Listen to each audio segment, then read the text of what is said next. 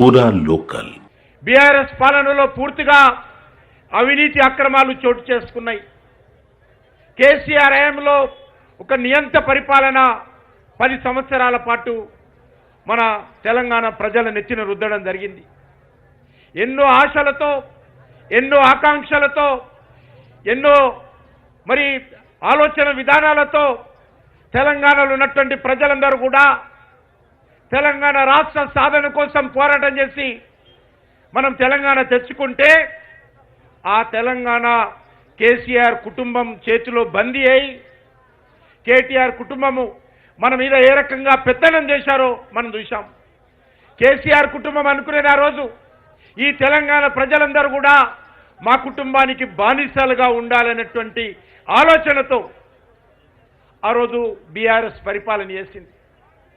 తెలంగాణ ప్రజలు విసిగి వేసారి ఈ యొక్క టీఆర్ఎస్ పాలన పోవాలని చెప్పి మరి ఆ రోజు మార్పుతో వస్తున్నాము, అనేక రకాల హామీలు ఇస్తున్నాము, అనేక రకాల అభయ హస్తాలు ఇస్తున్నాము, అనేక రకాల గ్యారంటీ ఇస్తున్నాం అనేటువంటి ఆలోచనతోటి ఆ రోజు బీఆర్ఎస్కి వ్యతిరేకంగా కాంగ్రెస్ పార్టీకి ఓటు వేయడం జరిగింది.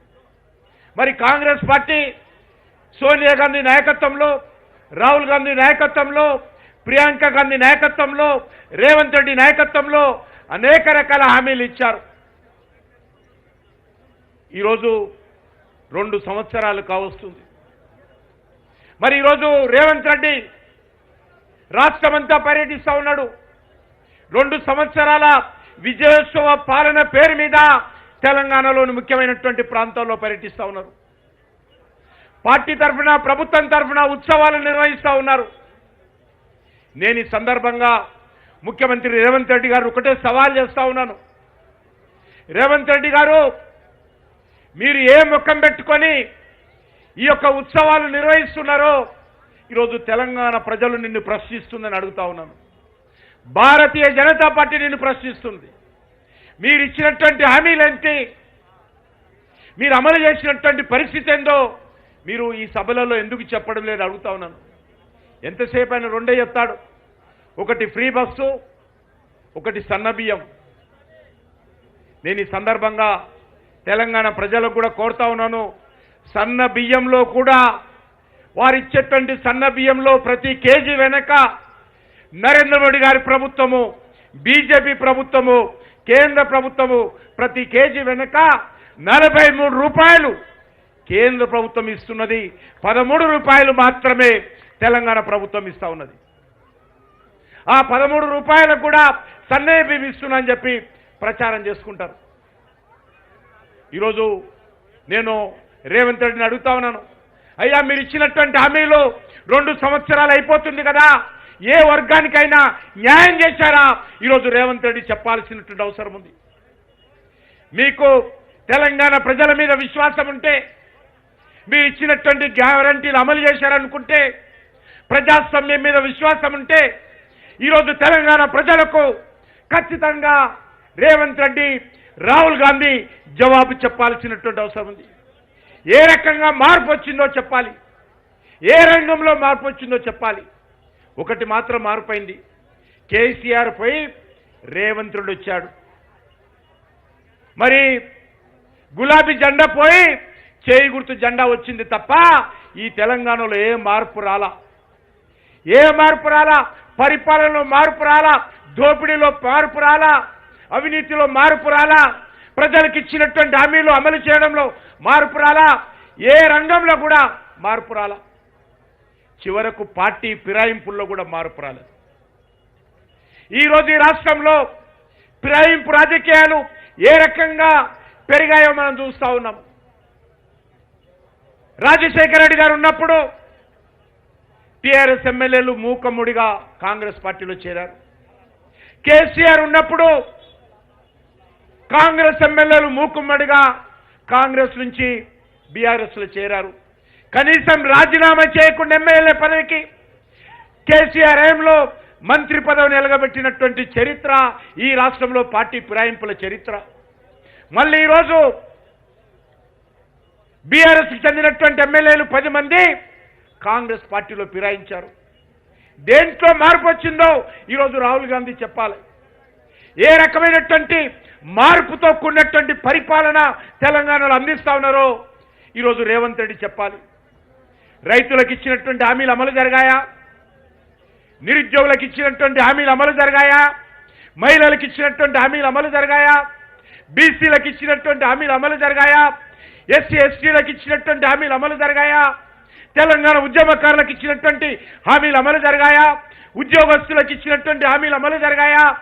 ఏ విషయంలో మీరు మంచి పరిపాలన పేరు మీద, మార్పు పరిపాలన పేరు మీద, ప్రజా పరిపాలన పేరు మీద, ఇందిరమ్మ పాలన పేరు మీద మీరు పరిపాలన గద్దె మీద కూర్చున్నారో, 2 సంవత్సరాలు పరిపాలన చేశారో రేవంత్ రెడ్డి చెప్పాల్సినటువంటి అవసరం ఉంది.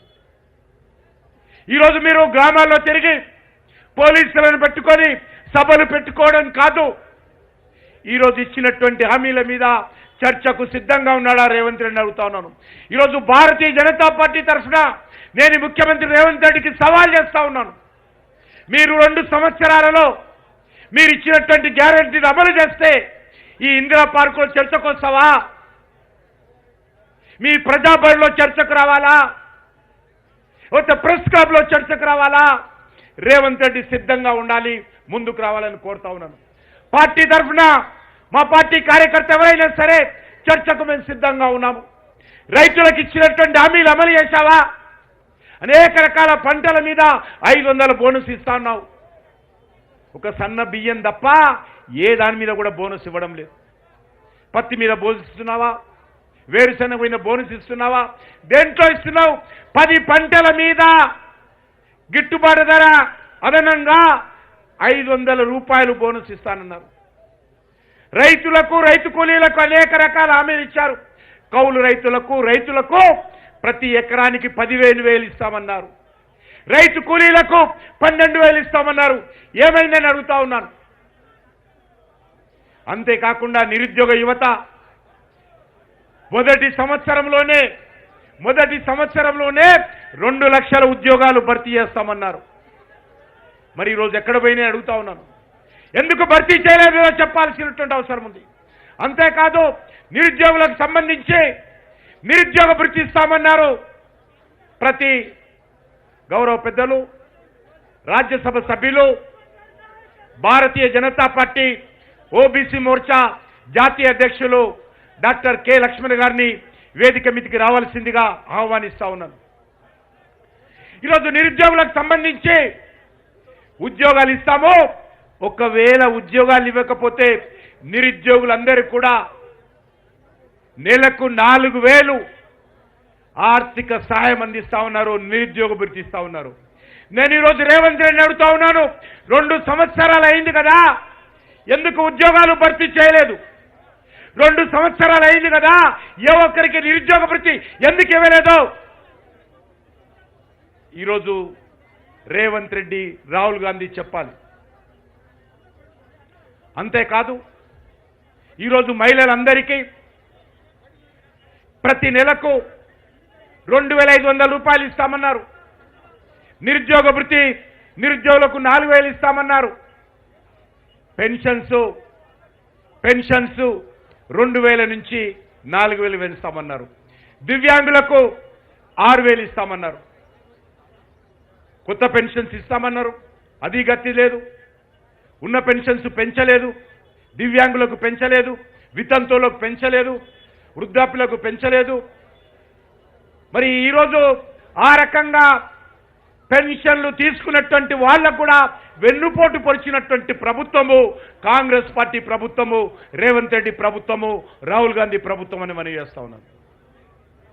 అంతేకాదు దళితులకు, ఎస్సీ ఎస్టీలకు ప్రతి కుటుంబానికి 12 లక్షల రూపాయల ఆర్థిక సహాయం చేస్తామన్నారు. నేను ఈరోజు సవాల్ చేస్తా ఉన్నాను, ఏ ఒక్క ఎస్సీ ఎస్టీ కుటుంబాన్ని కానీ మీరు 12 లక్షలు ఇచ్చినటువంటి దాఖలా ఒక్కటైనా ఉంటే చూపించాల్సిందే కోరుతా ఉన్నాను. ఎందులో మార్పు రాలా? ఏ రకంగానైతే బీఆర్ఎస్ పార్టీ 10 సంవత్సరాల పాటు ప్రభుత్వ భూములను ఆక్రమించుకున్నదో మనకు తెలుసు. ఏ రకంగా ప్రభుత్వ భూములను అమ్మకానికి పెట్టిందో మనం చూస్తా ఉన్నాము. ఈరోజు రేవంత్ రెడ్డి ప్రభుత్వం కూడా అదే విధంగా ఉంది. ఏ విషయంలో కూడా ఇచ్చినటువంటి హామీలు అమలు చేయలేదు. ఈరోజు భూములు అమ్మకపోతే ఈ ప్రభుత్వానికి పూట గడవని పరిస్థితి. భూములు అమ్మకపోతే ఉద్యోగస్తులకు జీతాలు ఇవ్వలేనటువంటి పరిస్థితి. భూములు అమ్మకపోతే రిటైర్ ఎంప్లాయీలకు బెనిఫిట్స్ ఇవ్వలేనటువంటి పరిస్థితి. భూములు అమ్మకపోతే సంక్షేమ పథకాలు అమలు చేయలేనటువంటి పరిస్థితి. బీరు బ్రాండీ అమ్మకపోతే ఈరోజు కాంట్రాక్టర్లకు పైసలు ఇవ్వలేనటువంటి పరిస్థితి. ఏం చెప్పారు? ఎలక్షన్ హామీలలో మేము అధికారంలోకి వస్తే బెల్ట్ షాపులన్నీ రద్దు చేస్తామన్నారు. ఇది మీ ఎన్నికల ప్రణాళిక. మీ ఎన్నికల ప్రణాళిక ఇది. ఒక్కసారి రేవంత్ రెడ్డి చదువుకోవాలి. మీరు ఇచ్చినటువంటి హామీలేంటి, అమలు చేస్తున్నటువంటి చర్యలేంటి, ఎక్కడ పోయినాయి? బెల్ట్ షాపులు ఎందుకు రద్దు చేయడం లేదో చెప్పాల్సిన అవసరం ఉంది. బెల్ట్ షాపులు రద్దు చేయడం దేవుడేరగా ఈరోజు 70,000 కోట్ల నుంచి 1,00,000 కోట్లు బీరు బ్రాండీ అమ్మడం ద్వారా ప్రజలను దోపిడీ చేయాలి, కుటుంబాలను ఈరోజు రోడ్డున వేయాలనేటువంటి ఆలోచనతో ఈ ప్రభుత్వం పనిచేస్తూ ఉంది. కాబట్టి అన్ని రంగాలలో కాంగ్రెస్ పార్టీ పూర్తిగా వైఫల్యం చెందింది. ఏ రకంగానైతే బీఆర్ఎస్ పార్టీ ప్రజలను మోసం చేసిందో, ఏ రకంగానైతే బీఆర్ఎస్ పార్టీ ప్రజలను వంచన గురి చేసిందో, కాంగ్రెస్ పార్టీ కూడా అదే విధంగా ప్రయత్నం చేస్తూ ఉంది. ఏ ఒక్క హామీ కూడా అమలు చేయలేదు. ఈరోజు కాంగ్రెస్ పార్టీకి ఈరోజు ఉత్సవాలు నిర్వహించుకునేటువంటి పరిస్థితి లేదు. అందుకే ఈరోజు రేవంత్ రెడ్డి ప్రజల దృష్టి మళ్లించేటువంటి అనేక రకాల కుతంత్రాలు, కుట్రలు చేస్తూ ఉన్నారు. ఇచ్చినటువంటి వైఫల్యాల నుంచి ప్రజల దృష్టిని మళ్లించేటువంటి ప్రయత్నము, తన పరిపాలనలో ఏ రకంగా ప్రజలను మోసం చేశారో దాని దృష్టి మళ్లించేటువంటి ప్రయత్నం చేస్తూ ఉన్నారు. అందుకే నేను తెలంగాణ ప్రజలను కోరుతా ఉన్నాను. ఈరోజు కాంగ్రెస్ పార్టీ బీఆర్ఎస్ పార్టీకి తేడా లేదు. ఈ రెండు పార్టీలు కూడా కుటుంబ పార్టీలే. ఈ రెండు పార్టీలు కూడా అవినీతి పార్టీలే. ఈ రెండు పార్టీలు కూడా ఇచ్చిన హామీలను తుంగలదొక్కేటువంటి పార్టీలే. ఈ రెండు పార్టీలు కూడా పార్టీ ఫిరాయింపులను ప్రోత్సహించేటువంటి పార్టీలే. ఈ రెండు పార్టీలు కూడా అక్రమాలకు పెద్దపీట వేసేటువంటి పార్టీలే. అందుకే తెలంగాణ ప్రజలు ఆలోచన చేయాల్సిన అవసరం ఉంది. కాంగ్రెస్ పార్టీ నాయకులను ఈరోజు నిలదీయాల్సిన అవసరం ఉంది. అయ్యా, మా పెన్షన్లేండి, మా ఉద్యోగాలు ఎక్కడ పోయాయి, మాకు ఇస్తున్నటువంటి ఆర్థిక సాయం ఎక్కడ పోయింది? ఈరోజు ప్రజలందరూ కూడా కాంగ్రెస్ పార్టీ నాయకులను, శాసనసభ్యులను నిలదీయాల్సిందిగా కోరుకుంటూ ఈరోజు పెద్ద సంఖ్యలో వచ్చినటువంటి కార్యకర్తలకు, రాష్ట్ర భారతీయ జనతా పార్టీకి నేను హృదయపూర్వకమైనటువంటి ధన్యవాదాలు తెలియజేస్తూ సెలవు తీసుకుంటున్నాను.